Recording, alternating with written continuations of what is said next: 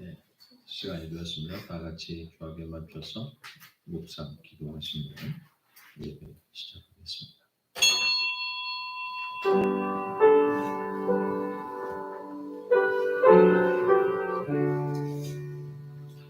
매일과 내 앞에 행하고 여호와의 영광이 내 귀에 후이하리니 네가 부를 때에는 나 여호와가 응답하겠고 네가 부르짖을 때에는 말하기를 내가 여기 있다 하리라. 황무지 같은 이 나라에 복음의 단비를 허락하여 주신 아버지 하나님, 3월달은 벌써 두 번째를 맞습니다. 3일절을 통해서 민족원을 불주르게 하시고 나라 사랑의 기쁨을 되새겨 주시는 은혜 다시 한번 감사드립니다. 하나님, 이 나라와 이 민족을 긍휼히 여겨 주시고서 민족이 저지른 죄를 용서해 주시고 영생의 기쁨을 누리는 민족 되게 하옵소서. 아직도 이 땅에 많은 사람들이 불신과 제약에 험한 길을 걸어가고 있습니다. 이 민족을 복음화시키는 사명을 깨닫는 은혜의 시간 되게 하시며 어둠의 장막에 갇혀있는 동포들을 기억하시고 신앙의 감독이 삼천리 강산에 메아리 칠 수 있는 날이 속히 당겨지게 역사해 주옵소서. 주님의 산상 변모주의를 막고 복음으로 옛사람을 벗고 새사람으로 변하는 결단이 새로워지게 하여 주옵소서. 예수님 이름으로 기도합나이다. 아멘. 찬송가 35장 찬송.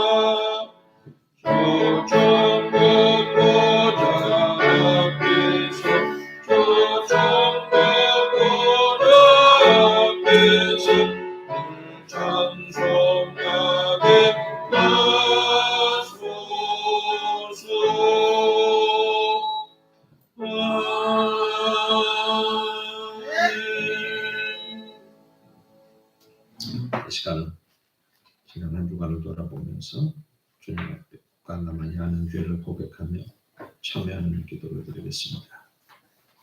항상 종은 깨어서 주인이 부를 때 대비해야 됩니다.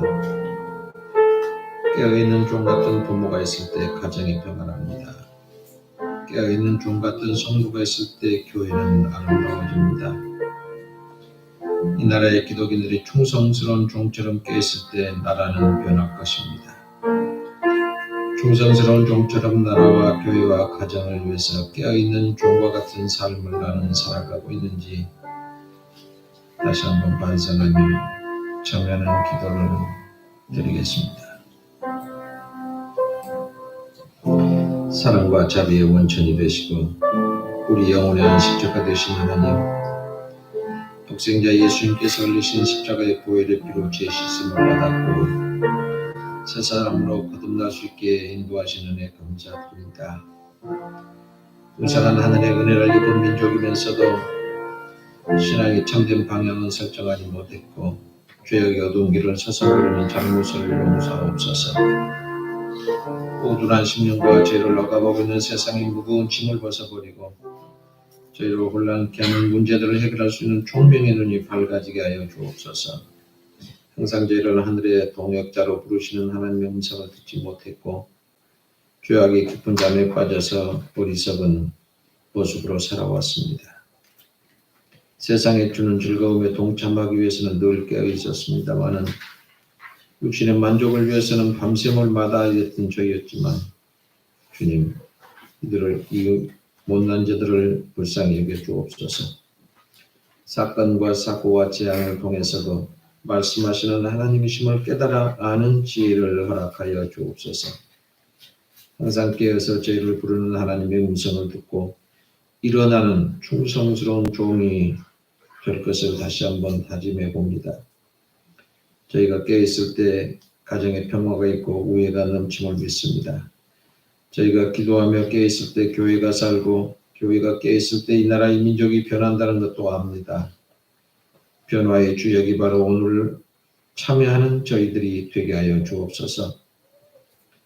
주시는 말씀을 듣고 아멘으로 화답할 때 변화산에서 일어났던 역사가 오늘 교회와 우리의 가슴 안에서 일어남을 믿는 저희의 사제의 말씀을 선포해 주셔서 새롭게 거듭나게 하여 주옵소서. 예수님의 이름으로 기도하옵나이다. 아멘. 자소가 212장 부신 고성자 집사님 기도하시겠습니다.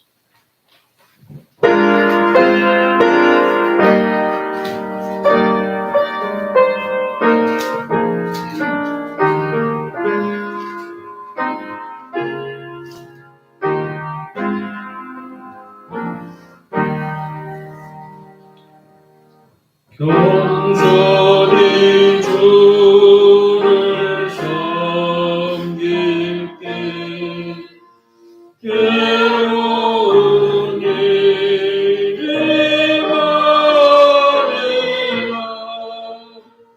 그 소용에게 주사 잘 감당하게 하소서.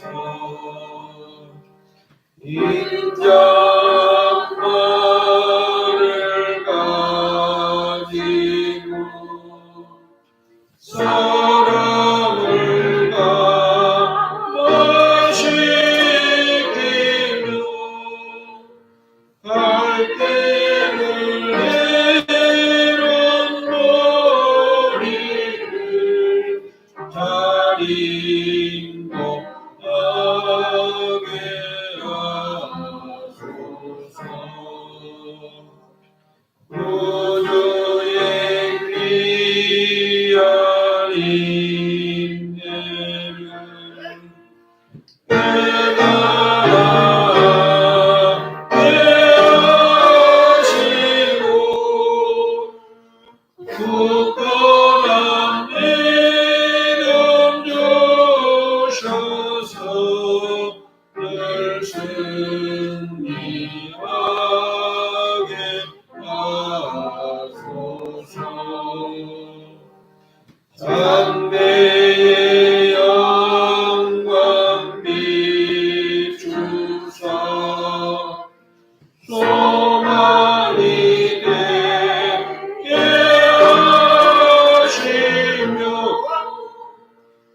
구주와 함께 살면서 영광 얻게 하소서. 아멘.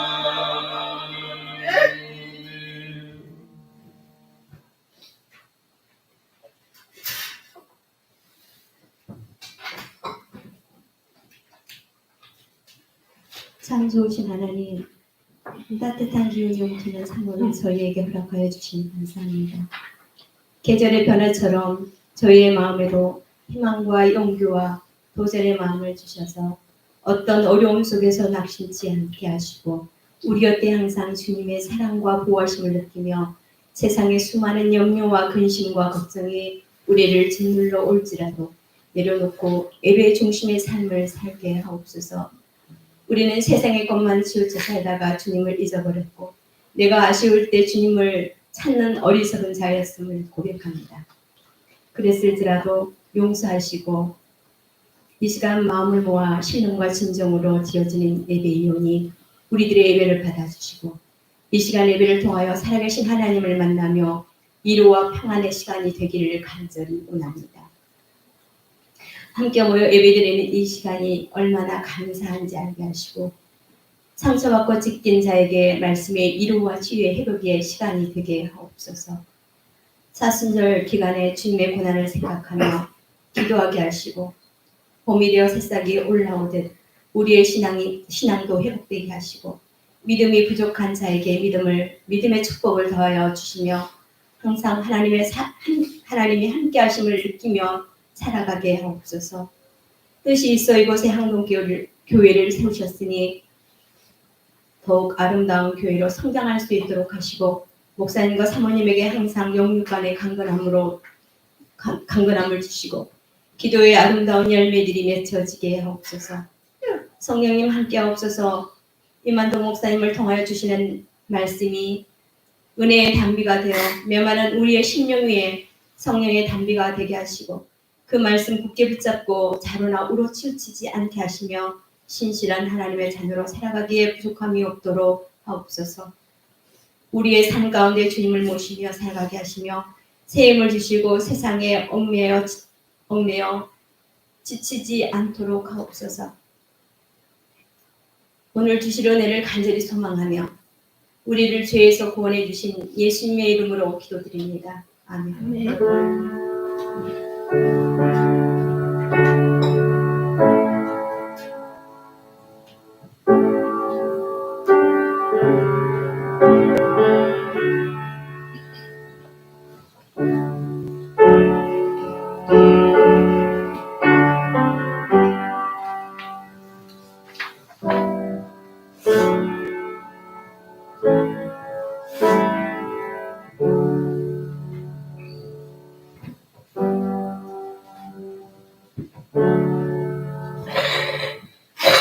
오늘 우리에게 주신 하나님의 말씀은 신약성경 34쪽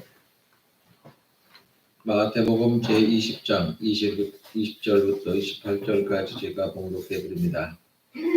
그때에 세베대의 아들의 어머니가 그 아들들을 데리고 예수께 와서 절하며 무엇을 구하니 예수께서 이르시되 무엇을 원하느냐 이르되 나의 이 두 아들을 주의 나라에서 하나는 주의 우편에 하나는 주의 좌편에 앉게 명하소서. 예수께서 대답하여 이르시되 너희는 너희가 구하는 것을 알지 못하는도다. 내가 마시려는 잔을 너희가 마실 수 있느냐? 그들이 말하되 할 수 있나이다. 이르시되 너희가 과연 내 잔을 마시려니와 내 좌우편에 앉는 것은 내가 주는 것이 아니라 내 아버지께서 누구를 위하여 예비하셨든지 그들이 얻을 것이니라. 12 제자가 듣고 두 형제에 대하여 분이 여기거늘 예수께서 제자들을 불러다가 이르시되 이방인의 집권자들이 그들을 임의로 주관하고 그 고관들이 그들에게 권세를 부리는 줄을 너희가 알거니와 너희 중에는 그렇지 않아야 하라니 너희 중에 누구든지 크고자 하는 자는 너희를 섬기는 자가 되고 너희 중에 누구든지 으뜸이 되고자 하는 자는 너희 종이 되어야 하리라. 인자가 온 것은 섬김을 받으려 함이 아니라 도리어 섬기려 하고 자기 목숨을 많은 사람의 대종으로 주려 함이니라. 아멘. 장정민 집사님 잘 듣겠습니다.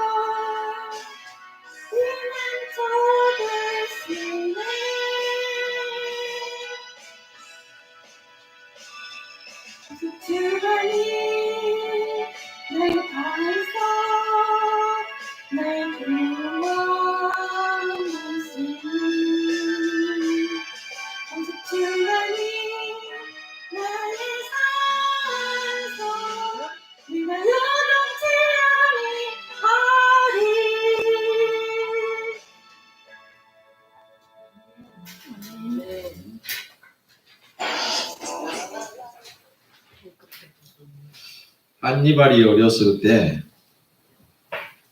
네 소원이 뭐냐? 라고 물었더니 서슴없이 내 이 팔에 힘이 생기면 내가 검을 잡을 것이고 검을 잡으면 우리나라의 원수인 저 대로마 제국을 정복하겠다 이랬습니다. 여러분 이런 용기가 있고 기계가 있습니까? 저 참 맹랑한 놈이네 라고 말할 겁니다. 그런데요 한니발이 장사간 다음에 정말로 로마를 정복하고 카르타고의 영웅이 됐습니다. 과부의 아들 공부에게 네 소원이 뭐냐라고 물었더니 이 공부가 요순우의 통문무 족공의 왕도를 반드시 내가 천하에 펼쳐보겠다라고 대답을 했답니다. 그 사람이 누굽니까? 공자입니다. 남의 양을 치는 모세에게 소원이 있었습니다. 내가 이스라엘 백성들을 노예에서 구출해서 가나안으로 인도해 가야겠다. 이 모세의 소원이었습니다. 됐어요? 안 됐어요? 소원을 이뤘어요? 못 이뤘어요? 뭐를 하고 모세가 이스라엘 백성 끌고 갔잖아요.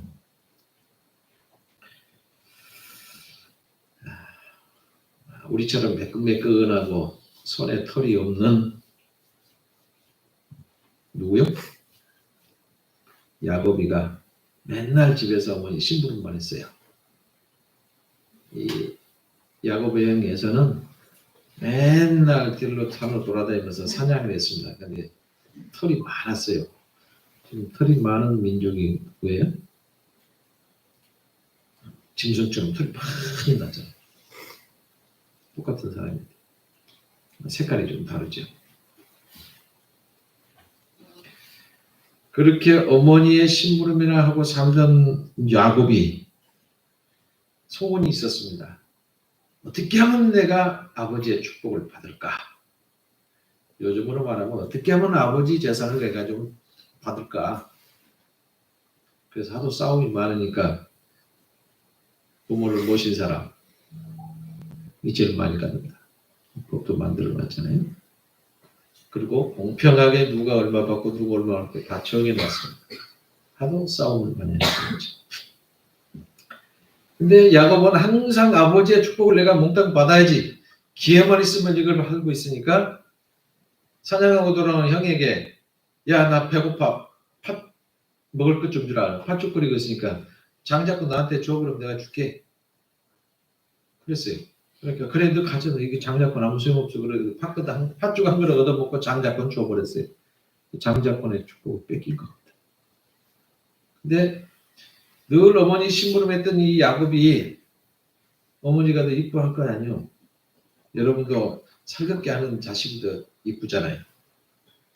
그래서 야 아버지가 축복하도록 형한테 지시를 하더라.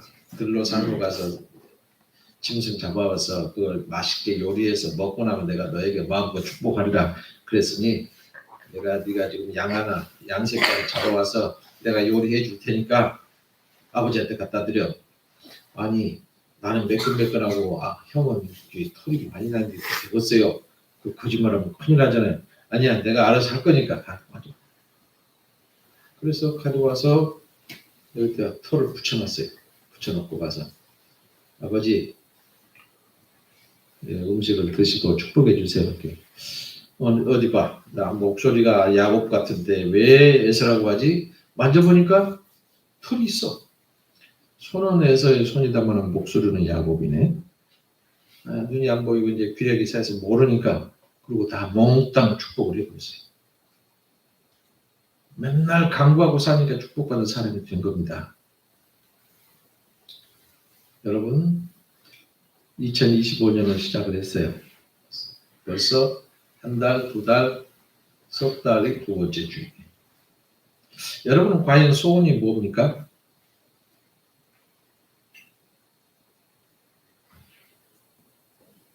없어요? 그냥 하루하루 사는 것이 소원이에요. 그런 사람은 아마 없을 겁니다. 올해 내가 무엇을 해야 되겠고 어떻게 해야 되겠고 소원이 다 있을 겁니다. 그대로 이루어질 걸 믿고 쉬지 말고 기도하고 지속적으로 노력을 하시기를 주님이라고 부탁합니다. 아들 둘 가진 어머니가 예수님을 찾아갑니다. 예수님, 우리 아들 둘이 있는데 예수님이 하늘나라에 이를 때 하나는 우편에 하나는 좌편에 앉혀주세요. 그랬습니다. 그때 예수님이 세 번째 순환 예고를 하시는데 첫 번째 순환이 마태복음 16장 21절에서 베드로가 신앙 고백을 한 다음에 했고 두 번째는 마태복음 17장에 나오는 변화산 사건 이후의 말씀을 했고 이번에 세 번째로 순환에 대한 예고를 오늘 읽은 17절, 18절, 20절 앞에 있는 그 얘기를 하신 겁니다. 세베대의 부인, 다시 말해서 야고보와 요한의 어머니가 예수님께 찾아와서 간절한 마음으로 부탁을 하지요. 그때 예수님이 뭐라고 합니까? 첫째, 너희가 지금 구하고 있는 것을 네가 알지 못하구나. 이렇게 얘기합니다. 애매한 소리죠. 두 번째, 내 잔을 마시려는, 내가 마시려고 하는 잔을 너희가 마실 수 있느냐? 아버지께서 예비한 것인데 그걸 얻을 자가 누군지 나는 모른다. 세 번째, 너희는 섬기는 자가 되어야 된다. 나는 섬기러 왔다 그랬습니다. 여러분에게 만약에 예수님이 그렇다라고 하면 쉽게 이해가 되겠습니까? 뭔 소리를 하시는 거지? 그러니까 네가 구하는 걸 네가 알지 못한다라고 말씀을 하신 거죠. 여러분 부모가 자녀가 위대하게 되는 것 당연한 바람이고 당연한 소망입니다. 여러분의 자녀들도 만약에 여러분들이 주님의 나라에서 좌편 우편을 차지할 만한 그런 자녀가 있으면 얼마나 좋겠습니까? 그런 자녀가 꼭 되시기를 주님의 이름으로 축복합니다. 오늘 본문에 보면 세베대 아내가 두 아들 데리고 와서 간청을 했죠. 그런데 주님이 가시는 그 길을, 십자가의 길을 세베대 아내는 모릅니다. 그저 하나님의 아들이시니 능력이 많은 걸 보니 주님만 따라다니면 부귀가 있고 영화가 있고 권세가 있겠다. 이 마음만 든 겁니다. 그래서 주님의 우편 좌편에 앉게 되면 얼마나 좋을까. 주님과 함께 고난받고 주님과 함께 핍박당해야 되는 자리인 줄은 몰랐어요. 세베대의 아내만 그랬을까요? 우리도 마찬가지입니다. 우리가 신앙생활할 때 교회를 다니기만 하면, 하나님을 믿기만 하면 그냥 축복만 받고 기쁨만 있고 즐겁기만 한다. 이렇게 생각하면 그런 사람에게 만약에 밤과 같은 어두운 환란이 닥쳐온다고 하면 어떻게 될까요? 모두 다 넘어지고 한 사람도 일어날 수 없습니다. 주님을 따른다고 하는 것이 얼마나 큰 고난의 길인지, 얼마나 큰 희생의 길인지, 빛도 없고 이름도 없이 고난이라 사라져야 될 거라면, 고난이라 받고 사라져야 될 거라고 하면 어찌 되겠습니까? 만약에 저나 여러분에게 신앙생활 속에서 아무런 고난도 없고 아무런 어려움도 없이 지낸다고 하면 어쩌면 우리는 진지한 신앙생활을 하지 못하고 있는 것일 수도 있습니다. 주님께서는 뭐라고 대답합니까? 주님 나라에는 좌도 없고 우도 없다. 이렇게 선언하셨나요? 선언하지 않았어요. 좌편에 우편에 앉혀달라고 하니까 야 그런 거 없어. 아마 나 같은 그런 거 없어 임마. 그럴 텐데 그게 안 했어요. 그건 너희 말이 옳다 인정하는 겁니다. 그런데 문제는 너희들처럼 그렇게 해서는 그 자리가 주어지지 않는다라고 하는 얘기예요. 그러면 그 자리는 어떤 사람에게 주어질까요? 그게 바로 주님의 잔을 마시는 자라고 하는 겁니다. 그러면 주님의 잔이 뭐길래요? 잔이라고 하는 것은 마가복음 10장 38절에 보면 세례라고 얘기를 했고요. 시편 23장 5절이나 116장 13절에서는 왕이 하사는 영광의 경우를 잔이라고 표현을 했습니다. 그러다가 오늘 본문에 와서는 하나님의 진노, 다시 말하면 하나님께서 주시는 고난을 의미한다. 주님께서 당하시는 고난을 감히 당하겠다는 마음을 가질 수 있는 사람이 주님의 나라의 영광스러운 보좌에 앉을 수 있다라고 하는 말입니다. 고로 우리는 주님의 이름으로 오는 고난을 감수할 수 있는 신앙인이 되어야 합니다. 그런데 이걸 빌미 삼아서 지가 잘못해놓고 고난받으면 주님의 이름으로 내가 고난을 받습니다. 울고불고 짜는데 그건 절대로 아닙니다. 지가 잘못해서 받는 고난이지 주님의 이름으로 받는 고난이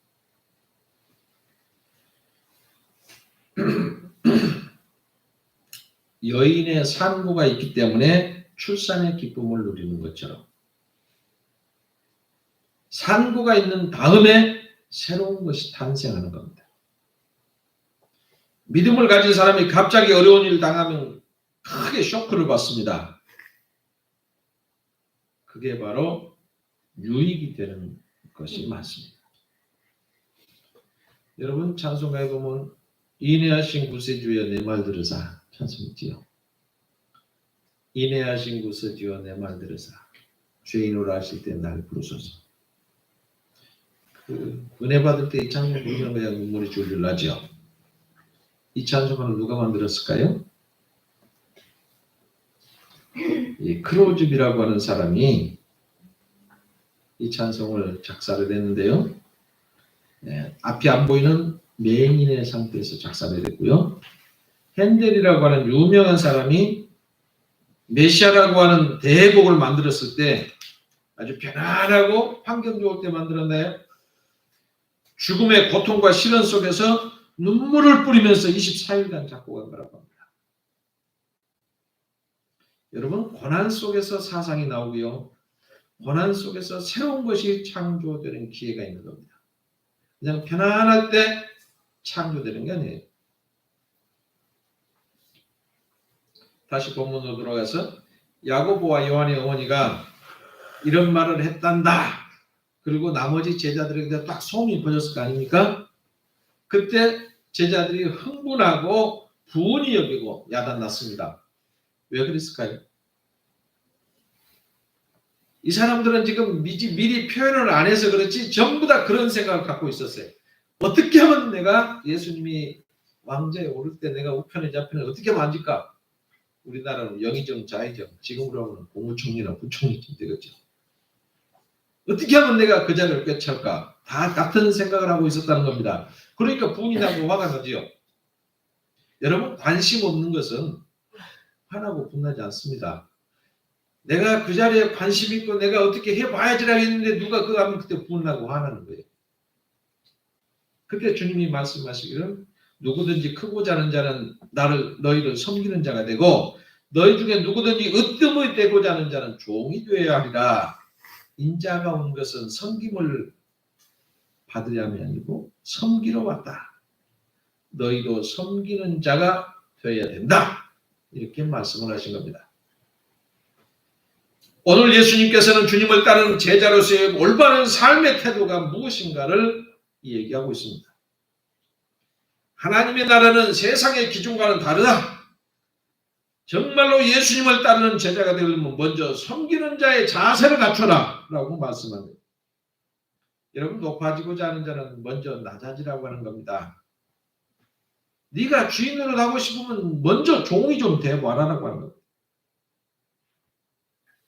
주인하고 종하고는 하늘과 땅이잖아요. 그런데 종이 돼봐야 주인 됐을 때 종의 마음을 알 거 아니에요. 근데 종이 안 돼보고 주인만 돼봤어 봐요. 그걸 보고 요즘 말로 갑질만 한다고. 종을 안 해봤으니까 주인의 사정을 모르잖아.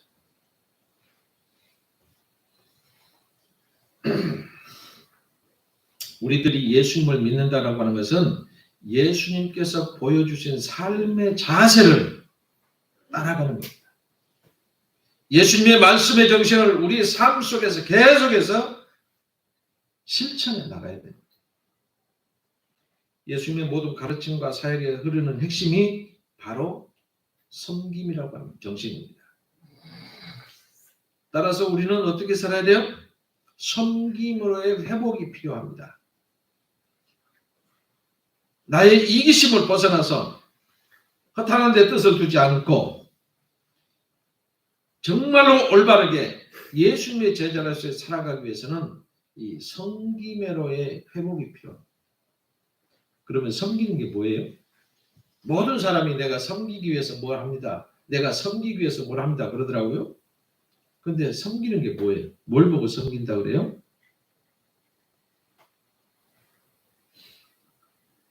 의무 이상의 일을 할 때 섬긴다고 합니다. 그런데 대부분 섬긴다는 사람들이 자기가 해야 될 일, 자기가 할 의무도 못하면서 섬긴다고 해요. 의무를 다 하고 그 의무 이상의 무엇을 하는 사람을 섬긴다고 할 수 있어요. 그래서 세상에는 의무 이하의 사람도 있고요. 속된 말로 표현하면 제가 직원을 10명을 뽑았어요. 모두 다 300만 원 다 똑같이 줬어요. 그랬더니 어떤 사람은 200만 원어치밖에 못해. 어떤 사람은 500만 원어치를 해. 그러면 누가 섬기는 사람이에요? 어떤 사람은 300만 원 받았으니까 300만 원어치만 일을 해요. 어떤 사람은 200만 원어치도 못해. 어떤 사람은 400, 500만 원어치를 해. 그럼 누가 섬기는 사람이에요? 자기 의무 이상의 일을 하는 사람. 그 사람 보고 섬길 줄 안다. 섬김의 사람이다. 자기 의무가 뭔지 알아야 되겠지요. 섬김은 누구를 중심으로 해요? 다른 사람을 중심으로 하는 겁니다. 내 중심이 되면 이 사람은 섬길 수가 없어요. 오늘날 우리 신세대들은 과거의 기성세대와는 다르다 이렇게 말을 하는데 그거 보고 펜트라고 합니다. 펜트. 팬티가 아니고 펜트. 펜트 앞에 나오는 P자는 뭔 줄 아세요? 퍼스널이라고 해서 개인주의자. 요즘 사람들은 전부 다 개인주의. 옆에 사람 필요 없어요. 나만 되면. 나만 되면 좋다. 나만 좋으면 된다라고 생각이 머릿속을 딱 지배하고 있어요. 그러니까 개인주의가 됩니다. 야, 밥 먹으러 가자. 그래놓고 먹고 나서 니거 니가 내, 이건 내가 낼게. 얼마나 정이 많으세요? 저 얼마나 올바른 사람이에요. 니거 니가 내, 내가 내 거 낼게. 개인주의. 철저. 두 번째 A. 어뮤즈멘트라고 하죠. 뭐든지 재밌어야 돼요. 예배도 재밌어야 되고요. 모든 것이 흥미 있어야 합니다. 그래서 어느 교회는 그 찬송가를 부를 때 내 주를 가까이 하려면 이렇게 불러요. 요즘에 그 장단에 맞춰서. 이게 그게 아니에요. 모두 다 흥미 있어야 되고 재미있어야 됩니다. 세 번째 A, 펜. A가 뭔지 아세요? 자연주의라고 해요. 내추럴. 뭘 해도 아무렇게나 해도 자연스러우면 된다. 그겁니다. 그래서 자연스러우면 된다 그러니까 머리도 바지씨가 내가 남자를 바지씨라고 제가 표현하는데 바지씨가 머리만큼 길다고 묶고 다녀요. 그래서 다른 바지씨가 여자니라고 찝쩍거리고 묶인 남자들이. 어떤 남자는요. 아니 어떤 여자는 또 그런가 하면은 어떤 여자는 워크를 신고 바지를 입고 양복을 입고 넥타이를 메고 다녀. 머리 딱딱 끄고. 거의 남자 같아요? 여자 같아요? 나만 좋으면 돼. 나만 자유로우면 돼. 이런 사고입니다. 그래서 음식도 제멋대로 모양도 제멋대로 머리도 제멋대로 하는 것도 제멋대로 남자 여자 구별이 없어요. 네. 트랜스보더라고 하는 구별이 없는 거죠. 네 번째는 남자가 머리 길러 여자같이 하고 다니고 여자가 남자같이 군화 신고 다니고 넥타이 베고 다니고. 다섯 번째는 마지막 셀프 러빙이라고. 셀프 러빙. 그래서 S라고 하죠. 자기 사랑이야. 자기 사랑.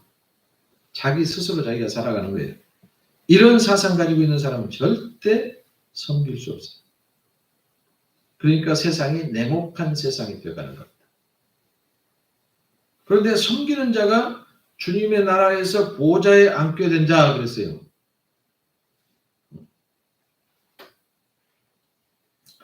여러분 노벨상을 우리나라에서 한 사람 받았고 두 사람 받았죠. 5천만의 인구 중에서 하나가 나올까 둘도 나올까 그런 위대한 상이라고 하죠. 여러분 노벨상 받으면 어떻게 신문이 바뀌기로 합니까? 전 세계가 매스크 못하고요. 한강이라는 작가가 갑자기 시골 촌스러운 여자가 그냥 노벨상 받으니까 어떻게 됩니까 아세요? 상상이 안 되는 거예요. 근데 노벨상이라고 하는 게 있는데 그것이 그 사람이 뭘까라고 했는데 1833년 스웨덴에서 태어났습니다. 화학을 전공했어요. 발명가였습니다. 그래서 33살 때 다이너마이트라는 폭약을 만들었어요. 다이너마이트가 얼마나 중요합니까? 건설 현장에서는 꼭 필요합니다.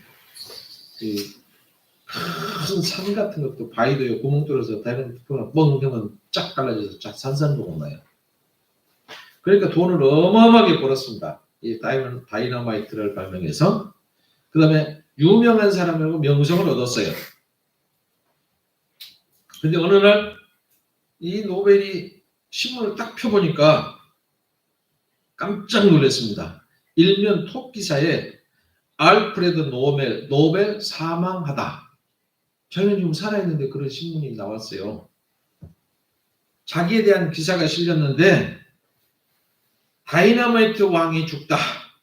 죽음의 사업가, 파괴의 발명자, 노벨이 죽다 이렇게 나왔어요. 왜 그렇게 나왔을까요? 누가 장난했을까요? 네, 불란서의 기자가 동명이인, 이름은 다 비슷하잖아요. 동명이인이 이인인지 다른 사람이 죽은 것을 잘못 방송을 했습니다. 그걸 듣고 이 다른 사람들이 전부 다 이 사람이 죽은 줄 알고 이 사람에 대한 기사를 다 써버렸어요. 그래서 이 노벨이 이걸 보고 아주 크게 충격을 받습니다.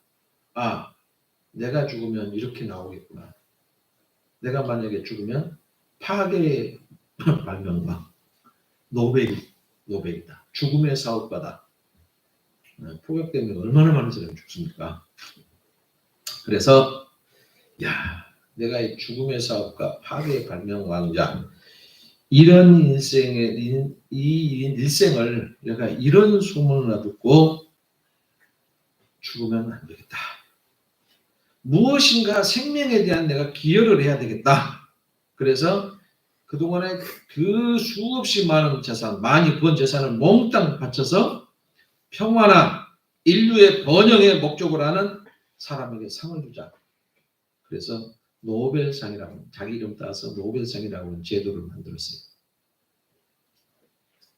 그 상금은 얼마 안 되더라고요. 2억인가? 이게 2억 불이란가 준다고 그래요. 근데 얼마나 세계적으로 유명해진 줄 압니까? 임영웅 씨가 유명해 똑같이 노래 불렀는데 그 유명해지니까 한 번 부르려면 몇십억 줘야 된대요. 그렇게 우리 한 나라에서만 그래도 그런데 세계적으로 유명해질 때 버렸으면 얼마나 돈이 다르나지만 이렇게 바뀌는 거예요. 그래서 그게 노벨상이 기원이 돼서 어마어마한 재산을 남겨서 그 이자로만 상을 주는데 한 명만 주는 게 아니에요. 각 분야에 한 사람씩 다 불러서 몇백 명을 주는데도 계속해서 불어나니까 세계 사람들이 모두 다 그걸 받고 싶어 하는 거죠. 여러분, 우리가 이 세상 떠날 때 무엇을 남기시겠습니까? 이 세상 떠나면 주님 앞에 섰을 때 주님은 무엇이라고 할까요? 성김의 사람이다. 성김의 종이다. 네가 삶을 성실하게 살아왔구나. 내 종답게 살다 왔구나.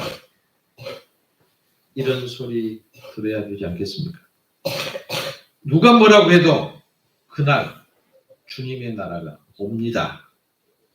그러면 우리는 어떤 모습으로 주님을 만날 건가? 주님의 좌편 우편에 앉을 만한 믿음과 헌신의 사람이 될 것인가?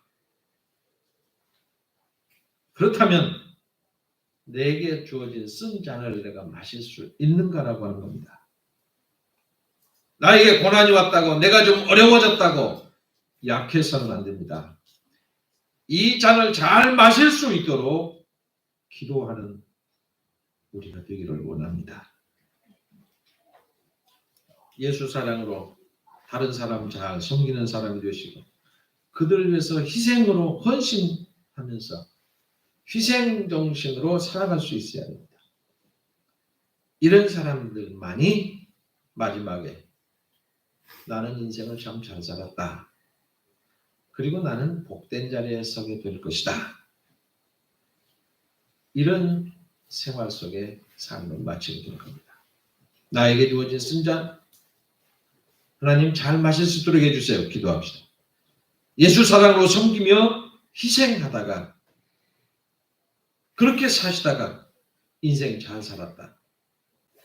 모든 사람이 축복해주는 복된 삶을 살아갈 우리 되시기를 주님의 이름으로 축복합니다. 기도하겠습니다. 하나님을 영광을 위해서 세상의 빛과 소금 되기를 원하시는 하나님, 십자가의 보혈로 구원받은 하늘 백성이면서도 탕자의 타성에 젖어서 영적인 쇠퇴와 도덕적인 타락의 죽음처럼 살아온 저희들을 거듭나게 하시려고 성령 충만한 은혜 주셔서 감사드립니다. 세상의 냉대 속에서 힘들게 살아가는 장애우들에게 따뜻한 손을 내밀게 하옵소서. 험한 세파 속에서 외로움과 싸움에 힘겹게 살아온 고아와 과부들에게 따뜻한 위로와 격려를 해주는 이웃 되게 하옵소서. 황혼길에 쓸쓸한 시간을 지내는 도인들의 따스한 이웃이 되고 불신자들에게는 복음을 증거하는 희성결된 백성으로 살게 하옵소서. 사람이 보는 앞에서는 선행하면서도 보이지 않는 곳에서는 뒤로 물러서서 외식하는 신앙의 덫에 걸리지 않게 하옵소서. 큰 소리로 기도해 믿음 좋은 성도라는 착각에서 벗어나게 하시며 중언부언하는 기도로 많은 시간을 기도하기보다는 쉬지 않고 기도하는 습관이 천성으로 굳어지는 성도로 인정받게 하여 주옵소서. 오직 믿음으로 주님 주신 은혜 따라 기도하며 이해되지 않은 응답에도 아멘으로 순종하는 믿음 되기를 원합니다.